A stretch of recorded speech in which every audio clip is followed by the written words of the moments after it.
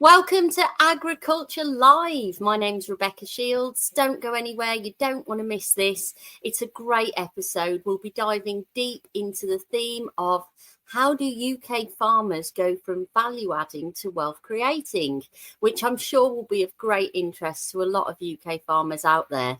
If you have any questions or comments, please post them in the chat box and we'll come to them when we can. So over to James. James, would you like to introduce yourself? Well, yes. Hello, Rebecca. Thank you very much for having me on Agriculture Live. It's a great pleasure to be here.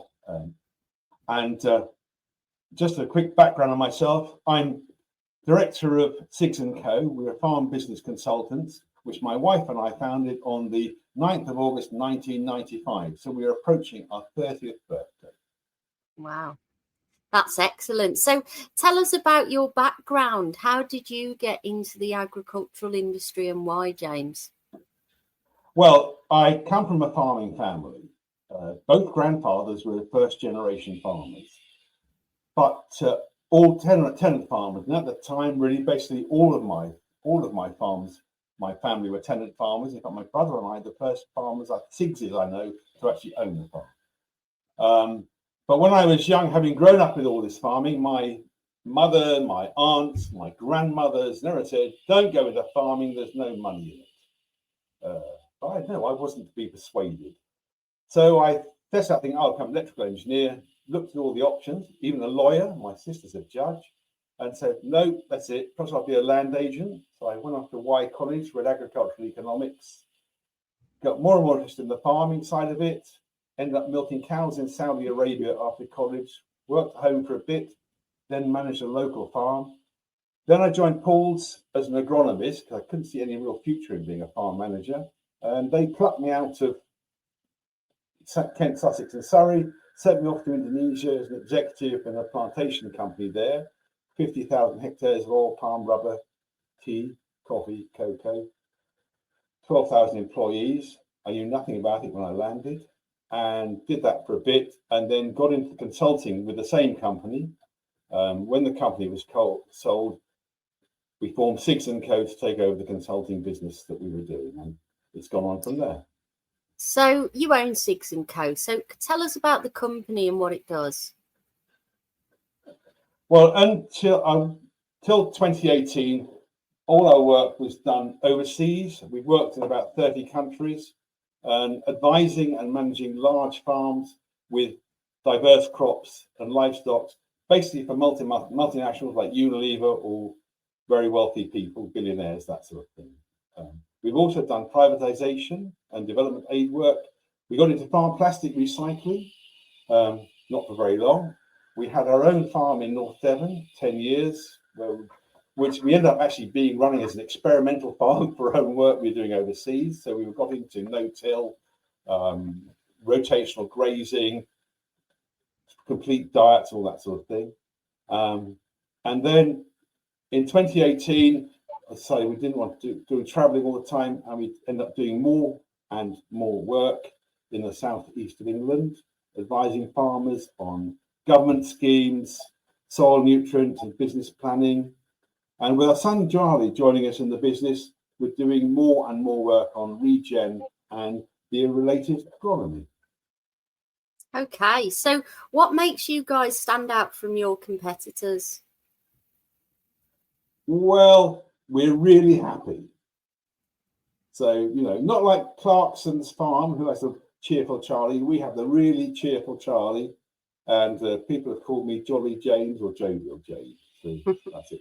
And I think that's because, we're always looking forwards towards the opportunity and sideways to see what the competitors are doing. That's really what we're looking at. We're looking to be positive about things and how things can take an existing situation and build on it and use people's strengths and their opportunities they are so everyone can get the best out of it. We've always worked alongside our clients and working with them rather than, we're not trying to boss them, we're trying to work with them. And I guess because we've worked so long outside of the subsidized agricultural sector, We've been disciplined with this, is you have to look at everything on its merit, not just think, well, how can I maximize my income from SFI? Which, if you can, it makes sense to maximize your income from SFI if that's taking your farm in the route you want to go, but not just the farm for it. And then we also focus very much on cost of production. And, the saying goes that turnover is vanity, profit is sanity, cash flow is reality. And the real thing at the end of the day is we've got to have a good, positive net cash flow. And that's what we're working with farmers our clients to achieve. I love that saying. So today we're going to be talking about how UK farmers go from value adding to wealth creating and ultimately get the most out of their farms. So just for people to understand, what is the difference between value adding and wealth creating, and what do they mean? Okay, well, I think this all comes back down to so many farmers we talk to are saying they feel they're on a hamster wheel. They're running faster and faster to get nowhere. It takes a lot of energy, but there's nothing happening. And this was really brought home, I thought, on the last series of Clarkson's Farm. I will refer a lot to Clarkson's Farm because I think Jeremy's taught us so much, and the team, and Charlie and all the team. And where Charlie tells Jeremy and Caleb they made a profit. So Jeremy, we're off down the pub, yippee. But of course, there's no money to go down the pub because, as Charlie said, it's all got to be reinvested for the next crop.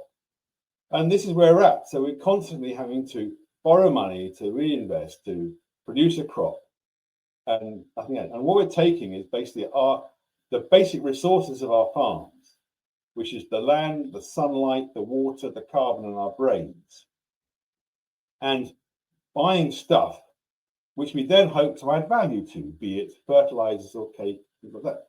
And I guess I was thinking about this in terms of livestock production. This has been like this probably ever since we've had the empire.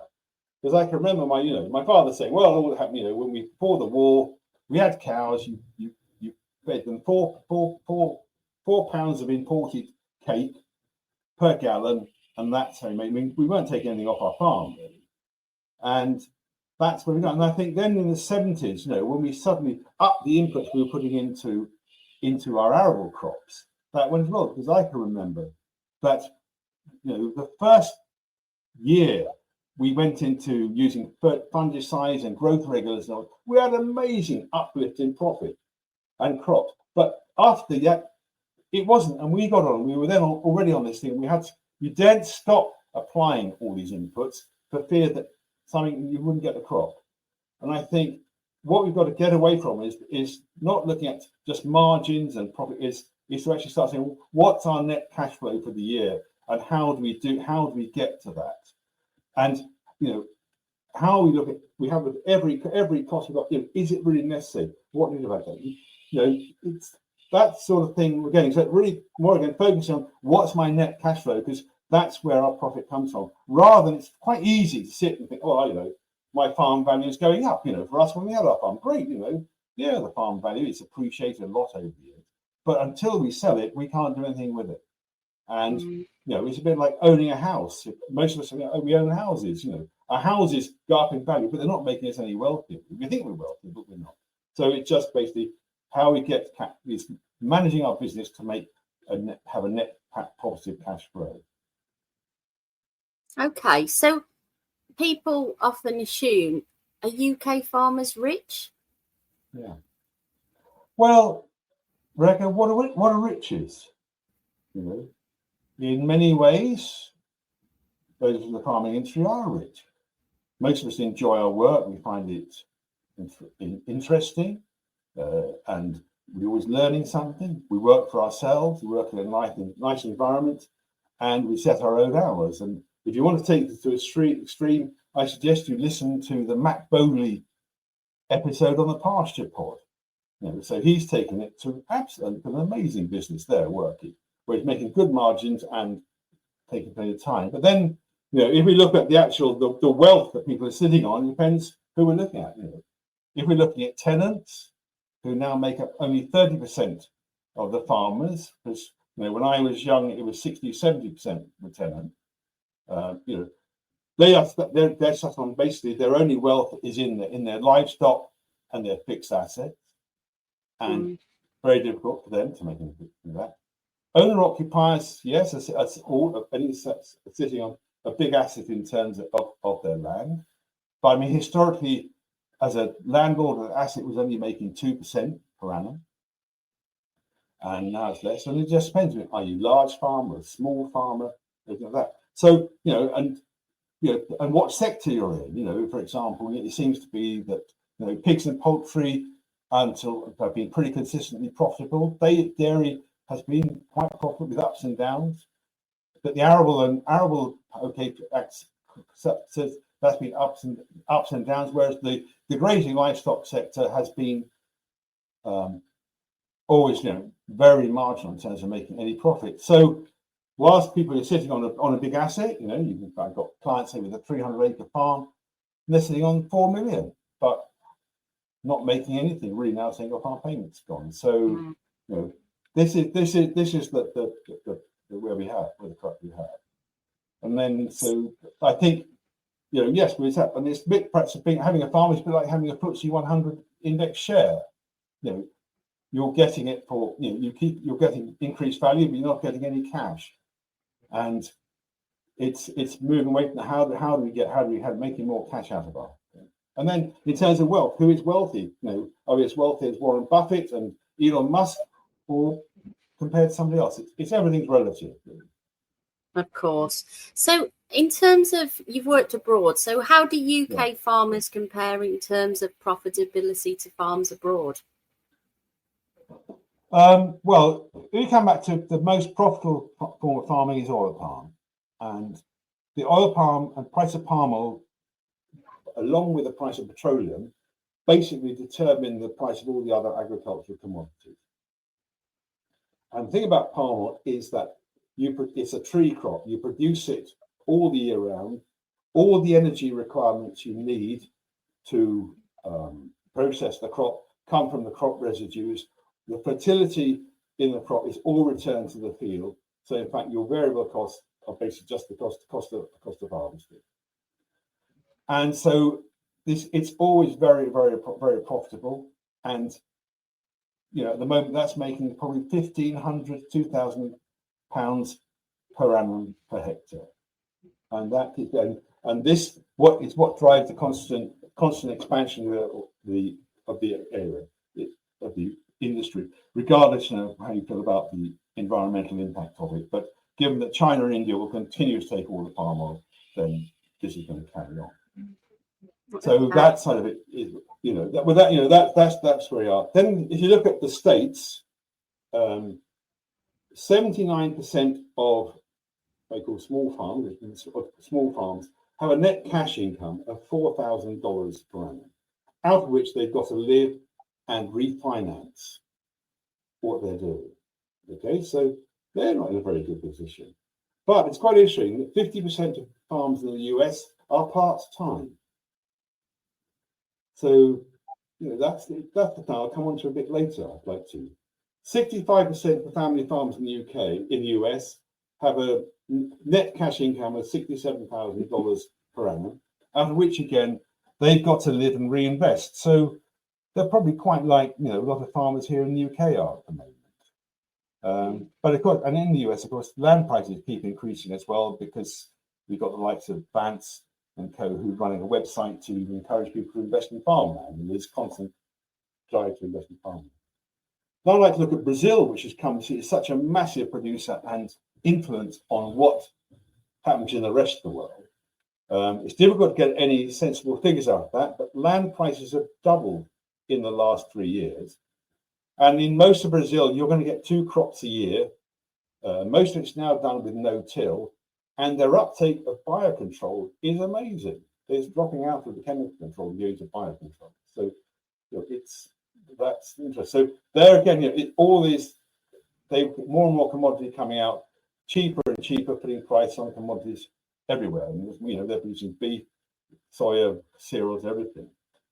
Looking at Eastern Europe, the figures you can get, I know, is we for one stage we were running 16,000 hectares in Romania, and that was quite an eye opener because our average field size was 300 acres. Our biggest field was 2,000 acres, and putting a 300 horsepower tractor to work in that was rather different to the 300 horsepower tractor working on a 5-acre field in Devon. And so they're sort of making net profits, large farm net profits, 20% on turnover, around about £200-300 a hectare.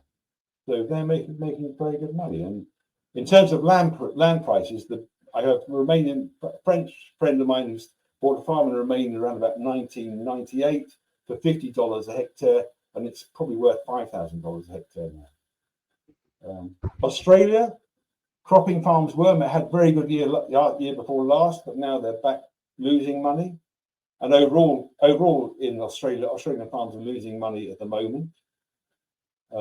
France is interesting. Average farm income €56,000, and a subsidy of 35,000.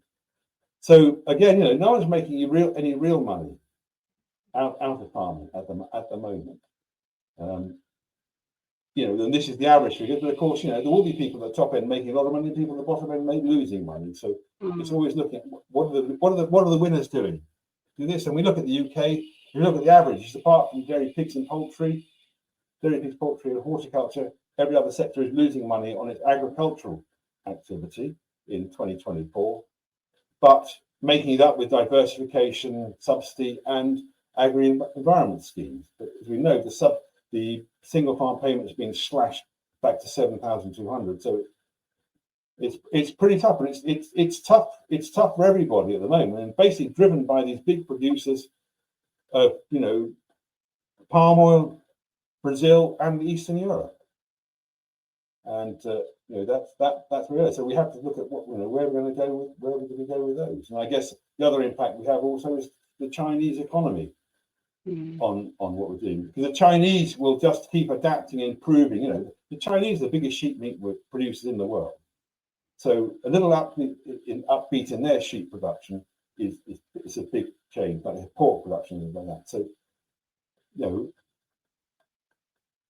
okay. In terms of UK is about where we are. Sorry if I waffled on. No, that's fine. So if you wanted to have the most profit, it's the basics of where we come from. Yeah. So if you wanted to, if the students listening say, where in the world would you go to have the most profitable farm? Well, you probably go to Brazil. Yeah. At the moment. Yeah. Eastern Europe, Eastern, or possibly you start looking at places like Serbia. There's some beautiful land in Serbia. Yeah. Or else you start actually looking at there's massive opportunities in Africa. Okay. People to go there and do things there. Okay. So in terms of what we're talking about, so how can UK farmers go from value adding to wealth creating, James? Right, okay, well, I think what we have to look at, we've got basic resources, as I said before, which is land, sunlight, water, carbon, and our brains. Okay, and basically everything we sell off the farm is a combination of that. So it's really just to make the most of what you've got. And I think someone said to me, someone said, what sort of farmer are you? And he said to me, I'm a profitable farmer. I said, well, pigs, loads, sheep, what? No, he said, I'm a profitable farmer. And perhaps this is where we're going to say, well, actually, no, I'm not a pig farmer, I'm not a pork farmer. We've got quite a lot of new incomers into farming in our business. And it's refreshing the way they look at it. They say, well, I've got resource, I bought my farm. Okay, what am I going to do with it? I'm not thinking, I haven't been forever a dairy farmer or a beef farmer, anything like that. I've got to do something. And so they basically take and say, okay, what have I got? Okay, and how can I make the most of what I've got? That's really the thing. So it's basically looking at your basic resources and say, okay, what can I produce off the farm without any inputs for a start? And then after that, what if I'm going to use an input, what am I going to get back from that input? Am I going to get more than I'm actually spending on it by a long way in a multiple? That's it. And I think when I think about this, the first thing I do is looking actually what are people like the soil carbon farming and soil farmer of the years are doing. People like Jake Freestone, Andrew Brewer, and all this. It's quite fascinating how they've stripped their farm back. This is what we can produce from our farm with a minimum inputs, and this is how we do it. And through that, they're focusing. They are generating cash, and they're not tied into things. Just generating. Well, what do I need to buy? And they got off the treadmill of what do I must keep buying this stuff to turn it over. That's really what I'm thinking. That's what it would say at that point. And so it comes down to the specifics of that depend on your farm, but it will be things like looking at number one about all farms is how do I improve my soil biology, because that's what I'm doing. I can't say I was guilty of this in 1978. That's it. Get on the fungicide, get all the fertilizer on. It's magic. And I think I've only come to realize over the last 5 or 6 years since reading David Montgomery's book on soils, and then Gabe Brown's book Dirt to Soil was a real because he brings it all together. It's not all theory. It's what a farmer has done with minimal money to make money out of his farm, and it covers all things, not just the soil, but the marketing and succession, everything like that. So it's the thing on that is to look around and see this is my farm. What can I produce with what I've got with a minimum amount of inputs, I think, and then work from there. I say I go around in circles, but it is a bit circular, isn't it? Yeah, absolutely. So, James, you said earlier, I meant to ask you, 50% of US farms are only part-time. Why is that? Why is that? Well, because actually it's the same all over a lot of the world. And, look at in Europe, it would be similar. Okay, and we have this thing in the UK, you're a part-time farmer. Having been a part-time farmer myself, I got very fed up with this, being looked at, because I thought, well, I was doing my job professionally. We had prize-winning stock. I was winning silage competition. Hang on, you're just a part-time hobby farmer. Whereas, I guess everywhere else, they're just regarded as being an essential part of the operating system. It's not lifestyle. It is lifestyle, but we're producing whatever we need to produce from land. And I guess and it's quite interesting. You drive across the state. If you drive across the state, you see endless small farms, which are part-time farms. And I guess why do we do it? Because probably we've had a background in it. We like the lifestyle. We like the fact of going and looking at our crops, our stock, whatever. So that's it. But we are an essential part of the business. And part-time farming is a way for people to get into the business, because it's very difficult unless you've got a dad or a wife who's going to give you a farm. How else do you get it? Or it's going to either go and work on oil rig. I had a lot of money working in Saudi Arabia, which gave me some capital to get going. But it is, that's where I was. Brilliant. Okay, so it is another step towards wealth creation, diversifying their income streams beyond the traditional farming practices, would you say?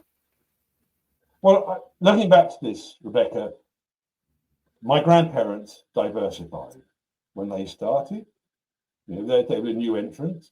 They did all sorts of things, really. From ranging from one grandfather was very early adopter of turkey production as Christmas turkeys. The others did cut flowers and bed and breakfast.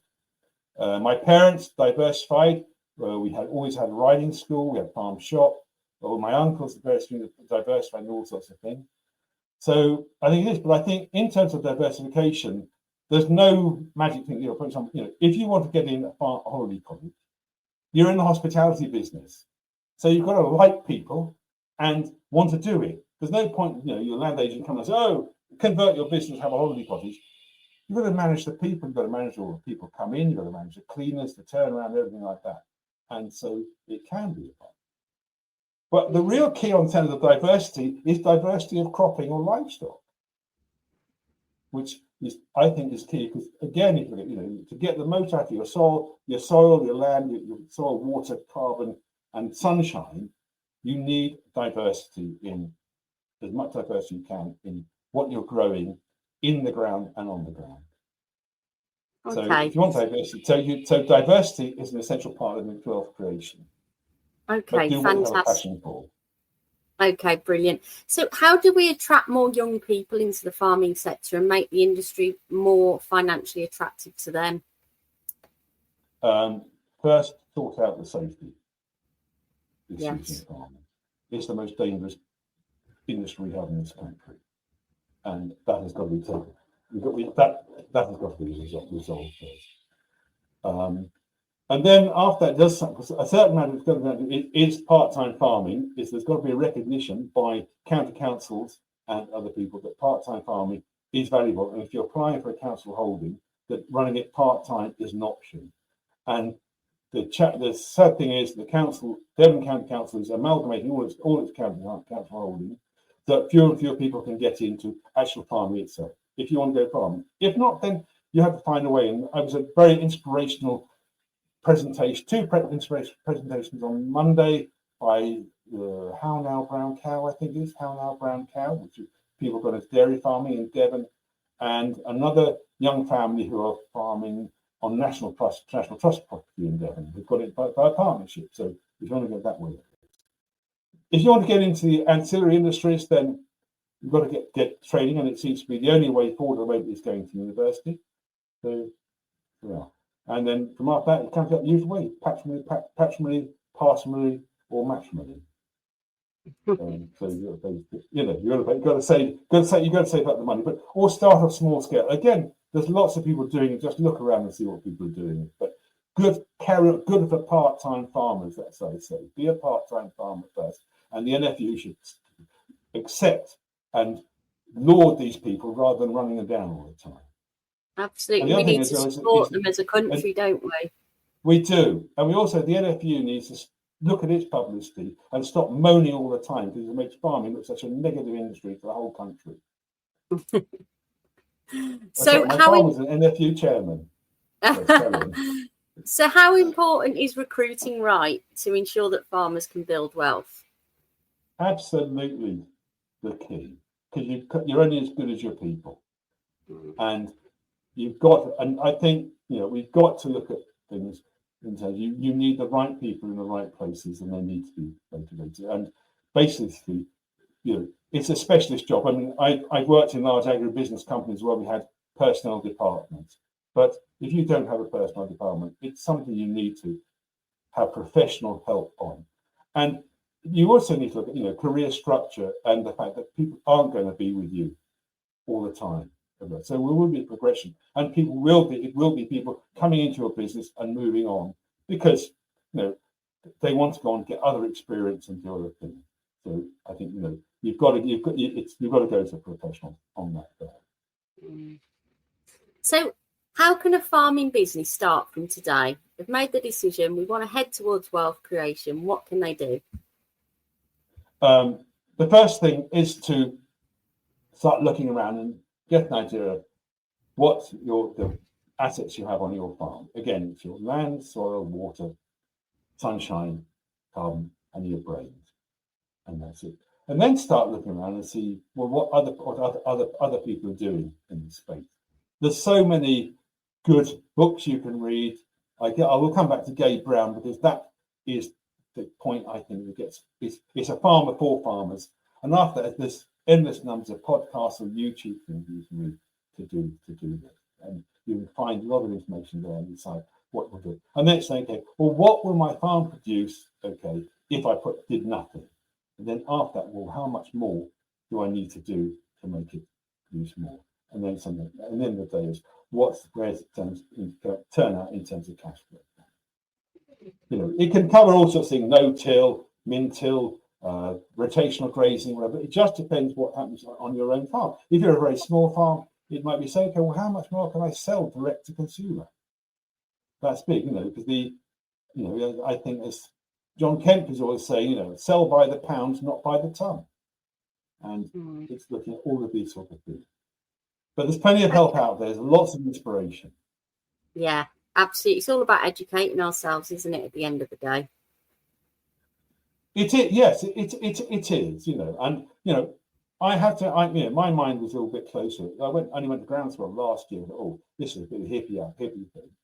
But in fact, it was amazing. And there is so much things coming on. And it's just opening your mind and saying things can be done differently. And I look at my neighbours here in Lowstone who've opened their minds to this. It's mind blowing what they're doing. Mind blowing. And they're happier and everything's happier. They stop are healthier. And I can just do the sums in my head. They're making a lot more money now because they're not spending anything. Yeah. So we're coming to the end now, James. A question I ask every guest is, what do you think is going to be the next big issue for agriculture going forward? I think climate change is the biggest issue, really, because it just is going to affect the dynamics of what's produced where, how, and why, and that is really changing. But and then moving net zero. But the way I see this also is that moving to net zero, it means that if we're going to move to net zero, we have got to go back to the situation we were in probably 300 years ago, where the farmers were producing everything. They were producing our food, they were producing our energy, they're producing all our fibre, they're producing all of our building materials. And so we're going to have to go back to that. And so whilst we may less meat, the land is having to produce up to produce the fibre, the building materials, or the energy, and everything else we need, because that's how we're going to get. We're not going to get it all from. So we may get it all from solar. Who knows what's going to come? But I think that there's a big challenge, a lot of challenge that farms are going to be needed, but farming, we'll be going back to what we were producing 200 or 300 years ago. Great discussion, James. You've made some really, really interesting points there, and I'm sure you've given our listeners and viewers lots to think about. Thank you, everybody, for watching and joining us today. And thank you, James. Keep following us. We've got some great new discussions coming up. In a couple of weeks, we're going to talk about agricultural colleges and their role in getting more people into the farming sector. If you have got an interesting topic in agriculture that you would like to talk about, please get in contact with me via Agricultural Recruitment Specialists, which is www.agrirs.com. And if you would like to hear more on new issues and topics within the industry, please follow us on various channels, including Spotify, YouTube, Apple Podcasts. Just look up Agriculture Live. So thank you very much for joining us. James, would you like to say goodbye? Oh, well, I don't know. I carry on forever, but I will say goodbye. Thanks very much for having me, everyone else, and everyone else for listening to me. It's been a great experience. Thank you. Thanks very much. Thanks, James. Goodbye.